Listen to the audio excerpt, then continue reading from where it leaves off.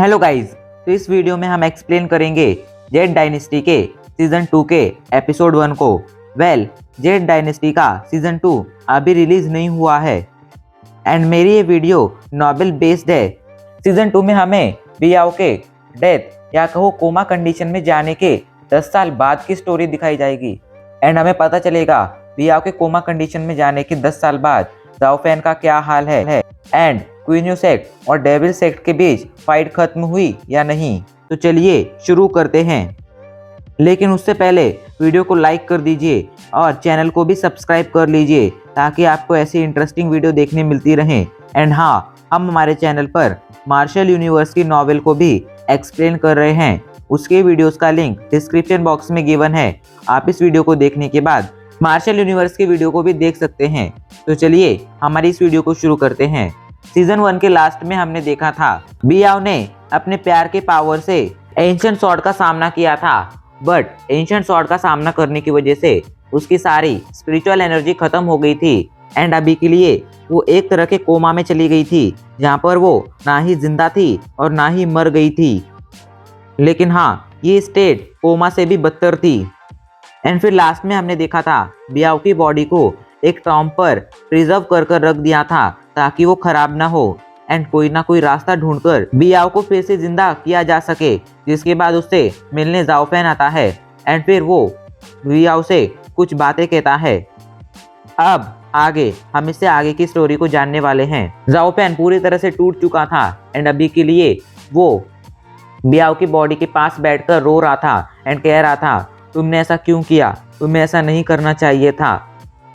वो रो ही रहा था, तभी वहाँ पर घोस्ट किंग आ जाते हैं। अपनी बेटी की ऐसी हालत देखकर वो भी रोने लगते हैं। इधर उस जगह से दूर क्वीन्यू सेक्ट में सीनियर लू को दिखाया जाता है, जो एक चट्टान पर खड़ी हुई थी एंड काफी ज्यादा सैड लग रही थी। तभी उसके पास उसकी टीचर आती हैं एंड कहती हैं, क्या तुम अभी भी जाओ फैन के बारे में सोच रही हो। सीनियर लू कहती है, टीचर ये सब कैसे हो गया, ये सब नहीं होना चाहिए था। तो टीचर कहती हैं, जिसे ये डेस्टिनी कहते हैं, तो डेस्टिनी की डिसीजन हमारे हाथ में नहीं होते हैं। एंड मेरी एक बात ध्यान से सुनो, तुम्हारे दुखी होने से कोई फायदा नहीं होगा। तुम्हें अभी के लिए अपनी ट्रेनिंग पर फोकस करना चाहिए एंड खुद को स्ट्रॉन्ग बनाना चाहिए, बिकॉज जहाँ तक मुझे लगता है जाओ फैन भी यही कर रहा होगा। अभी तुम्हारे उससे मिलने के कोई चांसेस नहीं हैं, बट मैं प्रे करूंगी कि फ्यूचर में तुम्हारी उसके साथ मुलाकात जरूर हो। सीनियर लू से बात कहकर टीचर वहाँ से जाने लगती हैं, लेकिन वो जाते हुए मन ही मन कहती हैं, लू मैंने तुम्हें तो अभी के लिए समझा दिया है, बट जहाँ तक मुझे लगता है फ्यूचर में तुम और जाओ फैन कभी एक नहीं हो पाओगे। इधर अभी भी सीनियर लू उसी जगह पर उसी चट्टान पर खड़ी हुई थी एंड वो बहुत ही सैड आवाज के साथ कहती है, मैं तुमसे कब दोबारा से मिलूंगी जाओ फैन। एंड जैसे ही वो ये कहती हैं, सीनियर लू की आंखों से आंसू आने लगते हैं। अचानक से हमें कुछ पास्ट के सीन दिखाए जाते हैं एंड फिर एक स्क्रीन दिखाई जाती है जिस पर लिखा हुआ था 10 साल बाद, यानी अब हमें 10 साल बाद की स्टोरी दिखाई जाने वाली थी। 10 साल बाद हमें एक माउंटेन को दिखाया जाता है जिसके चारों तरफ क्लाउडी क्लाउड थे। उस माउंटेन के थोड़ी दूर पर एक बहुत बड़ी सड़क थी एंड उस सड़क के साइड में एक छोटी सी झोपड़ी या कहो होटल था। अचानक से ही वहाँ पर जोरदार तरीके से बारिश शुरू हो जाती है एंड हमें उस झोपड़ी का सीन दिखाया जाता है।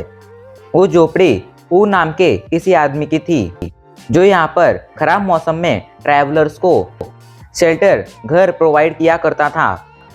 अभी के लिए इस झोपड़ी में कुछ लोग रुके हुए थे।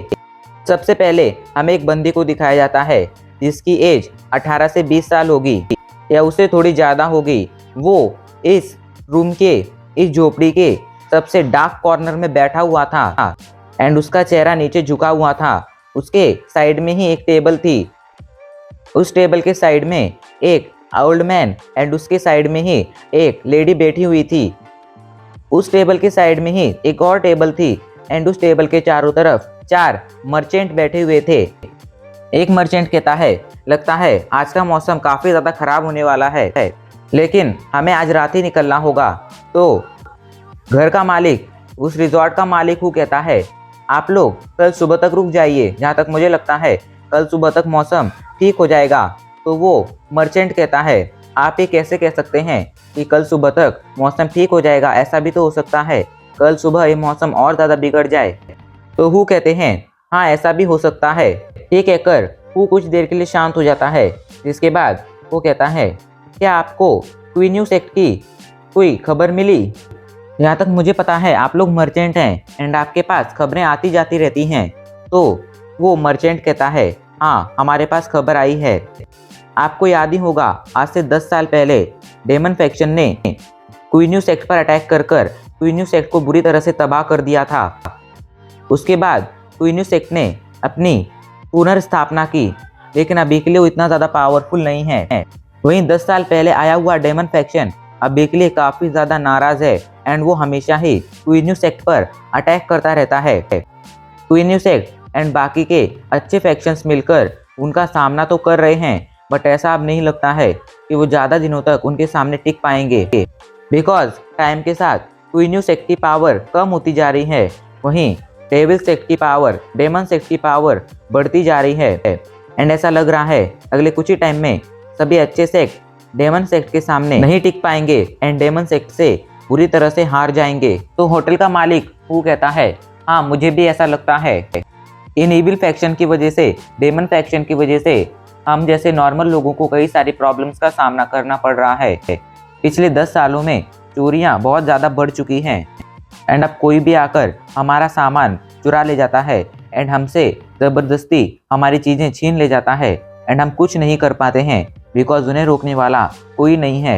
एंड इस सभी चीज़ों का जिम्मेदार बस इविल फैक्शन और डेमन सेक्ट ही है। वेल गाइस आपको एक बात बता दूं, इविल फैक्शन और डेमन सेक्ट एक ही हैं, बस उनके 2 अलग नाम हैं। जैसे ही शॉपकीपर हुए कहता है, अचानक से कॉर्नर में बैठा वो यंग मैन कहता है तो आप लोग ये कहना चाहते हैं कि ये सब डेमन सेक्ट या इविल फैक्शंस की वजह से हो रहा है? तो शॉपकीपर हु कहता है हाँ ये सब उन्हीं की वजह से हो रहा है। तो वो यंग मैन कहता है नहीं, इस सब का जिम्मेदार क्वीन्यूस एक्ट है। सभी बुरे दिनों, सभी चोरियों और डकैतियों का जिम्मेदार क्वीन्यूस एक्ट ही है। ये बात सुनकर सभी मर्चेंट उसी यंग मैन की तरफ देखने लगते हैं एंड शॉक के साथ पूछते हैं आखिर तुम कौन हो एंड तुम ये क्या कह रहे हो? तभी पहले टेबल के पास जो यंग लेडी बैठी थी उठ खड़ी होती है एंड कहती है डियर मर्चेंट, मैं जानती हूँ कि आपकी एज काफ़ी ज़्यादा हो चुकी है एंड आपको काफ़ी सारी नॉलेज है, लेकिन जहाँ तक मुझे पता है आपकी नेक पर एक बहुत गहरा घाव भी है, तो क्यों ना आप कम बोलें, यही आपके लिए अच्छा होगा। उस लेडी की बात सुनकर सभी मर्चेंट उठ खड़े होते हैं एंड उसकी तरफ देखने लगते हैं, लेकिन तभी उन्हें बहुत ही पावरफुल ऑरा फील होता है एंड वो लोग तुरंत कहते हैं आप बिल्कुल सही कह रही हैं मिस, आपका शुक्रिया हमें गाइड करने के लिए। ये कहकर वो लोग फिर से बैठ जाते हैं एंड बातें करने लगते हैं, लेकिन अभी के लिए वो क्वीन्यूस एक्ट या इविल फैक्शन के बारे में नहीं बल्कि किसी और टॉपिक पर बात करने लगते हैं, बिकॉज वो लोग उस लेडी को देखकर समझ गए थे कि वो लेडी काफ़ी ज़्यादा पावरफुल है एंड अगर वो चाहे तो अपने एक ही अटैक से इन सभी को मार सकती है। लेकिन बातें करते करते वो इतना खो जाते हैं कि वो दोबारा से इविल फैक्शन और क्वीन्यूस एक्ट के बारे में बातें करने लगते हैं। एक मर्चेंट कहता है मैंने सुना है आज से 10 साल पहले जब क्वीन्यूस एक्ट और इविल फैक्शन डेमन सेक्ट के बीच फाइट हुई थी, उस फाइट में क्वीन्यूस एक्ट के सेक्ट लीडर डाउ जुआन ने अपनी एंशिएंट स्वॉर्ड का यूज़ किया था एंड उसी एंशिएंट स्वॉर्ड का यूज़ कर उन्होंने सभी डेमन सेक्ट और इविल फैक्शन को हरा दिया था एंड सभी डेमन सेक्ट और इविल फैक्शन को उस टाइम पर वहाँ से भागना पड़ा था। ये बात जैसे ही वो लोग कहते हैं एक गुस्से में आवाज़ सुनाई देती है, तुम लोग बस बकवास कर रहे हो, तुम्हें सच्चाई नहीं पता है। ये आवाज़ सुनकर सभी लोग शॉक हो जाते हैं एंड आवाज़ के डायरेक्शन में देखने लगते हैं, लेकिन ये वह आवाज़ ना ही उस यंग मैन की थी ना ही उस लेडी की, ये आवाज़ थी उस ओल्ड मैन की जो उस यंग लेडी की साइड में बैठा हुआ था।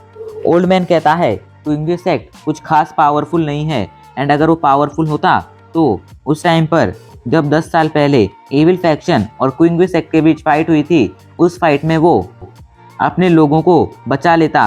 लेकिन तुम लोग नहीं जानते हो कि उस टाइम पर उस फाइट में 7 ब्रांच में से 2 ब्रांच के चीफ मारे गए थे, कई सारे सीनियर डिसाइपल बुरी तरह से घायल हो गए थे एंड कई सारे लोग मारे गए थे। एंड अगर उस टाइम पर डेविल फैक्शन चाहती तो वो बहुत आसानी से क्वीन्यूस एक्ट को हरा देती, लेकिन उनके पीछे हटने का कोई और रीजन था। वो रीजन बताने वाले थे, तभी वो यंग लेडी कहती है, ग्रैंडपा आप शांत हो जाइए एंड आपको इतना गुस्सा करने की कोई ज़रूरत नहीं है। एंड अब हमें इन दोनों का फेस दिखाई पड़ता है एंड हमें पता चलता है ये दोनों ही वही लोग हैं। ये ओल्ड मैन वही ओल्ड मैन है जिससे जाओ फैन टाउन में मिला था एंड इसने जाओ फैन का भविष्य बताया था। एंड इसके साथ जो लड़की है वो इसकी ग्रैंड डॉटर है, जो आज से 10 साल पहले काफ़ी ज़्यादा छोटी थी, बट अभी के लिए वो एक ब्यूटीफुल यंग लेडी में बदल चुकी थी। वो बड़ी हो गई थी एंड अभी के लिए एक ब्यूटीफुल यंग लेडी बन चुकी थी। इधर ओल्ड मैन का ऐसा जवाब सुनकर सभी मर्चेंट शॉक हो गए थे एंड वो कहते हैं, दादाजी अगर आपको पता है कि उस दिन queen sect and evil faction की फाइट में क्या हुआ था तो आप ही हमें बता दीजिए कि आखिर वहाँ पर क्या हुआ था। ये बात सुनकर वो ओल्ड मैन आगे आ जाता है एंड कहता है, ठीक है मैं बताता हूँ। ये कहकर वो सभी को बताने लगता है कि उस फाइट में क्या हुआ था।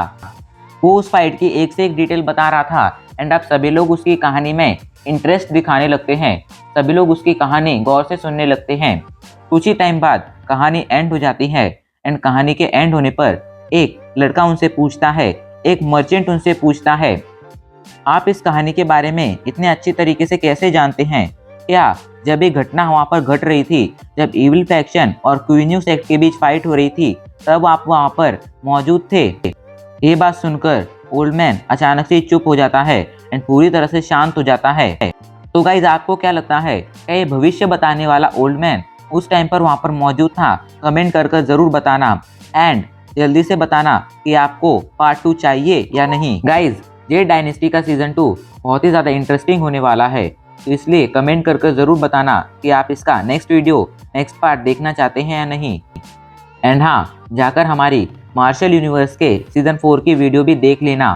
साथ ही साथ हमारे चैनल पर बैटल थ्रू द हेवेंस के सीजन 7, सीजन 8 और सीजन 9 की वीडियो भी अवेलेबल हैं, आप जाकर उन्हें भी देख सकते हैं। एंड अब इसी के साथ हमारा एपिसोड यहीं पर खत्म हो जाता है।